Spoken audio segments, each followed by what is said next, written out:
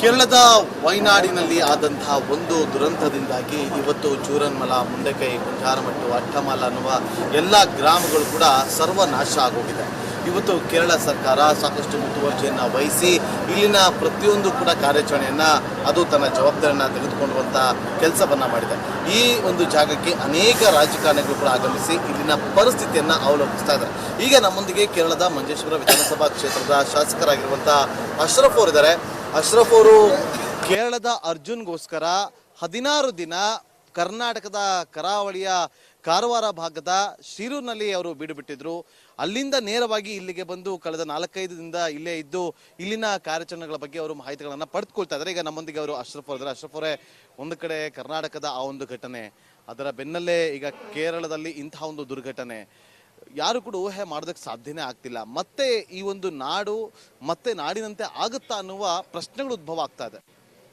ನೋಡಿ, ನಾವೆಲ್ಲ ಕರ್ನಾಟಕದಲ್ಲಿ ಕೇರಳದ ಕಲ್ಲಿಕೋಟೆ ಅರ್ಜುನ್ ಎಂಬ ಯುವಕ ಗುಡ್ಡ ಕುಸಿದು ಬಿದ್ದು ಗಂಗಾವಳಿಯಲ್ಲಿ ನೀರಲ್ಲಿ ಸಿಲುಕಿಕೊಂಡ ಸಂದರ್ಭದಲ್ಲಿ ನಾನು ಒಂದು ನಿರಾಶೆಯ ಸಂದರ್ಭದಲ್ಲಿ ಅನಿರೀಕ್ಷಿತವಾಗಿ ಕೇರಳದ ವಯನಾಡು ಅಂತ ಹೇಳಿದರೆ ನಿಜಕ್ಕೂ ಟೂರಿಸಂನ ಒಂದು ಹಬ್, ಅಲ್ಲಿ ಅನಿರೀಕ್ಷಿತವಾಗಿ ಈ ಒಂದು ಗುಡ್ಡೆ ಕುಸಿತದಿಂದ ಎಷ್ಟು ಜನ ತೀರಿ ಹೋಗಿದ್ದಾರೆ, ಕಣ್ಮರೆಯಾಗಿದೆ ಎಂಬುದು ಇವತ್ತಿಗೂ ಕೂಡ ಕಾಣಲು ಅಸಾಧ್ಯವಾದ ಒಂದು ಸಂದರ್ಭವನ್ನು ನಾವು ಕಾಣ್ತಾ ಇದ್ದೇವೆ. ನಿಜಕ್ಕೂ ನಮ್ಮ ಒಂದು ಹೃದಯ ಒಡೆಯುವಂಥ ಒಂದು ಘಟನೆ.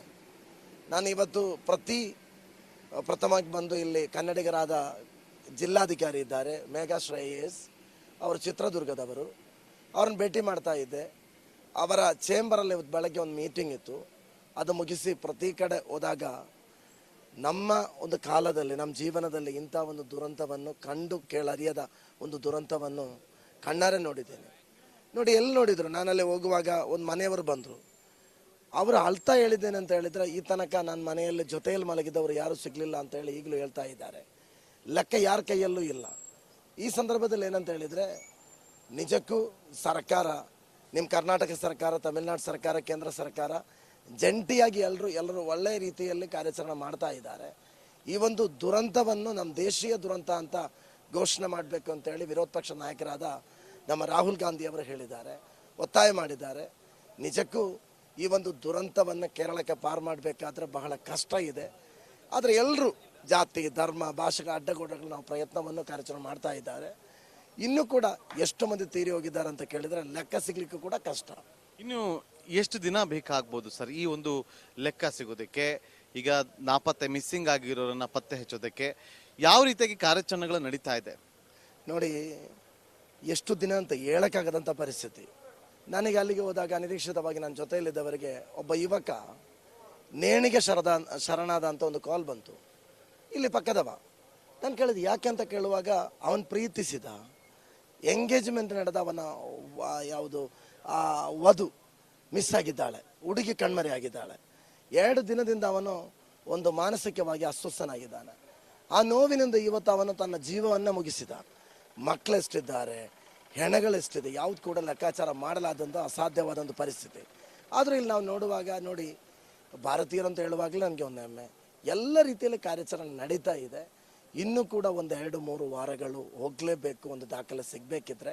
ಯಾಕೆಂತ ಹೇಳಿದ್ರೆ, ಯಾವ ಮನೆಯಲ್ಲಿ ಎಷ್ಟು ಮಂದಿ ಹೋಗಿದ್ದಾರಂತ ಹೇಳಲಿಕ್ಕೆ ಇಲ್ಲಿ ಒಂದು ದೊಡ್ಡ ನನಗೆ ನೋವು ತಂದ ಸಂಗತಿ ಅಂತ ಹೇಳಿದರೆ, ಇಲ್ಲೇ ಮೋರ್ಚರಿಯಲ್ಲಿ ಎಷ್ಟೋ ಬೋಡಿಗಳಿವೆ, ಅದರ ಮೇಲೆ ಬರೆದಿದೆ ಇದು ನಾಟ್ ಐಡೆಂಟಿಫೈಡ್ ಅಂತ, ಅನ್ಐಡೆಂಟಿಫೈಡ್ ಅಂತ. ನೋಡಿ, ಅಲ್ಲಿ ನೋಡುವಾಗ ಇವರನ್ನು ಒಂದು ಬೋಡಿಯನ್ನು ತೆಕ್ಕೊಳ್ಳಿಕ್ಕೆ ಆ ಕುಟುಂಬದಲ್ಲಿ ಯಾರೂ ಕೂಡ ಉಳಿಲಿಲ್ಲ. ಇಂಥ ಒಂದು ದುಸ್ಥಿತಿ, ಇಂಥ ಒಂದು ದುರ್ಘಟನೆಯ ಒಂದು ದಿನಗಳನ್ನು ನಾವು ಕಾಣ್ತಾ ಇದ್ದೇವೆ. ಆದರೂ ಕೇರಳದ ಮಟ್ಟಿಗೆ 2018ರ ಪ್ರಳಯ ಬಂದಾಗ ಒಗ್ಗಟ್ಟಿನಿಂದ ನಾವು ಅದನ್ನು ಎದುರಿಸಿದವರು. ಇದನ್ನು ಕೂಡ ಖಂಡಿತ.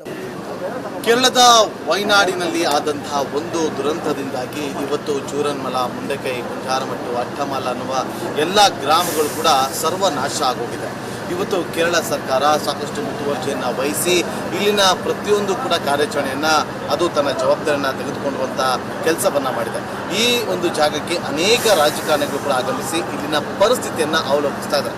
ಈಗ ನಮ್ಮೊಂದಿಗೆ ಕೇರಳದ ಮಂಜೇಶ್ವರ ವಿಧಾನಸಭಾ ಕ್ಷೇತ್ರದ ಶಾಸಕರಾಗಿರುವಂಥ ಅಶ್ರಫ್ ಅವರು ಇದ್ದಾರೆ. ಅಶ್ರಫ್ ಅವರು, ಕೇರಳದ ಅರ್ಜುನ್ಗೋಸ್ಕರ 16 ದಿನ ಕರ್ನಾಟಕದ ಕರಾವಳಿಯ ಕಾರವಾರ ಭಾಗದ ಶಿರೂರಿನಲ್ಲಿ ಅವರು ಬೀಡು ಬಿಟ್ಟಿದ್ರು. ಅಲ್ಲಿಂದ ನೇರವಾಗಿ ಇಲ್ಲಿಗೆ ಬಂದು ಕಳೆದ 4-5 ದಿನದಿಂದ ಇಲ್ಲೇ ಇದ್ದು ಇಲ್ಲಿನ ಕಾರ್ಯಾಚರಣೆಗಳ ಬಗ್ಗೆ ಅವರು ಮಾಹಿತಿಗಳನ್ನು ಪಡೆದುಕೊಳ್ತಾ ಇದ್ದಾರೆ. ಈಗ ನಮ್ಮೊಂದಿಗೆ ಅವರು ಅಶ್ರಫ್ ಅವರ. ಅಶ್ರಫ್ ಅವರೇ, ಒಂದು ಕಡೆ ಕರ್ನಾಟಕದ ಆ ಒಂದು ಘಟನೆ, ಅದರ ಬೆನ್ನಲ್ಲೇ ಈಗ ಕೇರಳದಲ್ಲಿ ಇಂತಹ ಒಂದು ದುರ್ಘಟನೆ, ಯಾರು ಕೂಡ ಊಹೆ ಮಾಡೋದಕ್ಕೆ ಸಾಧ್ಯನೇ ಆಗ್ತಿಲ್ಲ. ಮತ್ತೆ ಈ ಒಂದು ನಾಡು ಮತ್ತೆ ನಾಡಿನಂತೆ ಆಗುತ್ತಾ ಅನ್ನುವ ಪ್ರಶ್ನೆಗಳು ಉದ್ಭವ ಆಗ್ತಾ ಇದೆ. ನೋಡಿ, ನಾವೆಲ್ಲ ಕರ್ನಾಟಕದಲ್ಲಿ ಕೇರಳದ ಕಲ್ಲಿಕೋಟೆ ಅರ್ಜುನ್ ಎಂಬ ಯುವಕ ಗುಡ್ಡ ಕುಸಿದು ಬಿದ್ದು ಗಂಗಾವಳಿಯಲ್ಲಿ ನೀರಲ್ಲಿ ಸಿಲುಕಿಕೊಂಡ ಸಂದರ್ಭದಲ್ಲಿ ನಾನು ಒಂದು ನಿರಾಶೆಯ ಸಂದರ್ಭದಲ್ಲಿ ಅನಿರೀಕ್ಷಿತವಾಗಿ ಕೇರಳದ ವಯನಾಡು ಅಂತ ಹೇಳಿದರೆ ನಿಜಕ್ಕೂ ಟೂರಿಸಂನ ಒಂದು ಹಬ್, ಅಲ್ಲಿ ಅನಿರೀಕ್ಷಿತವಾಗಿ ಈ ಒಂದು ಗುಡ್ಡ ಕುಸಿತದಿಂದ ಎಷ್ಟು ಜನ ತೀರಿ ಹೋಗಿದ್ದಾರೆ, ಕಣ್ಮರೆಯಾಗಿದೆ ಎಂಬುದು ಇವತ್ತಿಗೂ ಕೂಡ ಕಾಣಲು ಅಸಾಧ್ಯವಾದ ಒಂದು ಸಂದರ್ಭವನ್ನು ನಾವು ಕಾಣ್ತಾ ಇದ್ದೇವೆ. ನಿಜಕ್ಕೂ ನಮ್ಮ ಒಂದು ಹೃದಯ ಒಡೆಯುವಂಥ ಒಂದು ಘಟನೆ. ನಾನು ಇವತ್ತು ಪ್ರಥಮವಾಗಿ ಬಂದು ಇಲ್ಲಿ ಕನ್ನಡಿಗರಾದ ಜಿಲ್ಲಾಧಿಕಾರಿ ಇದ್ದಾರೆ, ಮೇಘಾಶ್ರೀ IAS, ಅವರು ಚಿತ್ರದುರ್ಗದವರು, ಅವ್ರನ್ನ ಭೇಟಿ ಮಾಡ್ತಾ ಇದ್ದೆ. ಅವರ ಚೇಂಬರಲ್ಲಿ ಬೆಳಗ್ಗೆ ಒಂದು ಮೀಟಿಂಗ್ ಇತ್ತು. ಅದು ಮುಗಿಸಿ ಪ್ರತಿ ಕಡೆ ಹೋದಾಗ ನಮ್ಮ ಒಂದು ಕಾಲದಲ್ಲಿ, ನಮ್ಮ ಜೀವನದಲ್ಲಿ ಇಂಥ ಒಂದು ದುರಂತವನ್ನು ಕಂಡು ಕೇಳರಿಯದ ಒಂದು ದುರಂತವನ್ನು ಕಣ್ಣಾರೆ ನೋಡಿದ್ದೇನೆ. ನೋಡಿ, ಎಲ್ಲಿ ನೋಡಿದ್ರು, ನಾನಲ್ಲಿ ಹೋಗುವಾಗ ಒಂದು ಮನೆಯವರು ಬಂದರು. ಅವರು ಅಳ್ತಾ ಹೇಳಿದ್ದೇನೆ ಅಂತ ಹೇಳಿದರೆ, ಈ ತನಕ ನನ್ನ ಮನೆಯಲ್ಲಿ ಜೊತೆಯಲ್ಲಿ ಮಲಗಿದವರು ಯಾರೂ ಸಿಗಲಿಲ್ಲ ಅಂತ ಹೇಳಿ ಈಗಲೂ ಹೇಳ್ತಾ ಇದ್ದಾರೆ. ಲೆಕ್ಕ ಯಾರ ಕೈಯಲ್ಲೂ ಇಲ್ಲ. ಈ ಸಂದರ್ಭದಲ್ಲಿ ಏನಂತ ಹೇಳಿದರೆ, ನಿಜಕ್ಕೂ ಸರ್ಕಾರ, ನಿಮ್ಮ ಕರ್ನಾಟಕ ಸರ್ಕಾರ, ತಮಿಳುನಾಡು ಸರ್ಕಾರ, ಕೇಂದ್ರ ಸರ್ಕಾರ ಜಂಟಿಯಾಗಿ ಎಲ್ಲರೂ ಒಳ್ಳೆಯ ರೀತಿಯಲ್ಲಿ ಕಾರ್ಯಾಚರಣೆ ಮಾಡ್ತಾ ಇದ್ದಾರೆ. ಈ ಒಂದು ದುರಂತವನ್ನು ನಮ್ಮ ದೇಶೀಯ ದುರಂತ ಅಂತ ಘೋಷಣೆ ಮಾಡಬೇಕು ಅಂತೇಳಿ ವಿರೋಧ ಪಕ್ಷ ನಾಯಕರಾದ ನಮ್ಮ ರಾಹುಲ್ ಗಾಂಧಿ ಅವರು ಹೇಳಿದ್ದಾರೆ, ಒತ್ತಾಯ ಮಾಡಿದ್ದಾರೆ. ನಿಜಕ್ಕೂ ಈ ಒಂದು ದುರಂತವನ್ನು ಕೇರಳಕ್ಕೆ ಪಾರು ಮಾಡಬೇಕಾದ್ರೆ ಬಹಳ ಕಷ್ಟ ಇದೆ. ಆದರೆ ಎಲ್ಲರೂ ಜಾತಿ, ಧರ್ಮ, ಭಾಷೆಗಳ ಅಡ್ಡಗೋಡೆಗಳು ನಾವು ಪ್ರಯತ್ನವನ್ನು ಕಾರ್ಯಾಚರಣೆ ಮಾಡ್ತಾ ಇದ್ದಾರೆ. ಇನ್ನೂ ಕೂಡ ಎಷ್ಟು ಮಂದಿ ತೀರಿ ಹೋಗಿದ್ದಾರೆ ಅಂತ ಕೇಳಿದರೆ ಲೆಕ್ಕ ಸಿಗ್ಲಿಕ್ಕೂ ಕೂಡ ಕಷ್ಟ. ಇನ್ನು ಎಷ್ಟು ದಿನ ಬೇಕಾಗ್ಬೋದು ಸರ್ ಈ ಒಂದು ಲೆಕ್ಕ ಸಿಗೋದಕ್ಕೆ? ಈಗ ನಾಪತ್ತೆ, ಮಿಸ್ಸಿಂಗ್ ಆಗಿರೋರನ್ನ ಪತ್ತೆ ಹಚ್ಚೋದಕ್ಕೆ ಯಾವ ರೀತಿಯಾಗಿ ಕಾರ್ಯಾಚರಣೆಗಳು ನಡೀತಾ ಇದೆ? ನೋಡಿ, ಎಷ್ಟು ದಿನ ಅಂತ ಹೇಳಕ್ಕಾಗದಂಥ ಪರಿಸ್ಥಿತಿ. ನನಗೆ ಅಲ್ಲಿಗೆ ಹೋದಾಗ ಅನಿರೀಕ್ಷಿತವಾಗಿ ನನ್ನ ಜೊತೆಯಲ್ಲಿದ್ದವರಿಗೆ ಒಬ್ಬ ಯುವಕ ನೇಣಿಗೆ ಶರಣಾದ ಅಂತ ಒಂದು ಕಾಲ್ ಬಂತು, ಇಲ್ಲಿ ಪಕ್ಕದವ. ನಾನು ಕೇಳಿದೆ ಯಾಕೆ ಅಂತ ಕೇಳುವಾಗ, ಅವನು ಪ್ರೀತಿಸಿದ, ಎಂಗೇಜ್ಮೆಂಟ್ ನಡೆದ ಅವನ ಯಾವುದು ವಧು ಮಿಸ್ ಆಗಿದ್ದಾಳೆ, ಹುಡುಗಿ ಕಣ್ಮರೆ ಆಗಿದ್ದಾಳೆ.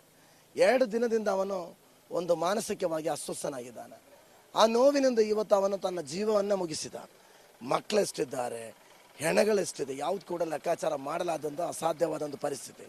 ಆದರೂ ಇಲ್ಲಿ ನಾವು ನೋಡುವಾಗ, ನೋಡಿ, ಭಾರತೀಯರು ಅಂತ ಹೇಳುವಾಗಲೇ ನನಗೆ ಒಂದು ಹೆಮ್ಮೆ. ಎಲ್ಲ ರೀತಿಯಲ್ಲಿ ಕಾರ್ಯಾಚರಣೆ ನಡೀತಾ ಇದೆ. ಇನ್ನೂ ಕೂಡ ಒಂದು 2-3 ವಾರಗಳು ಹೋಗಲೇಬೇಕು, ಒಂದು ದಾಖಲೆ ಸಿಗಬೇಕಿದ್ರೆ.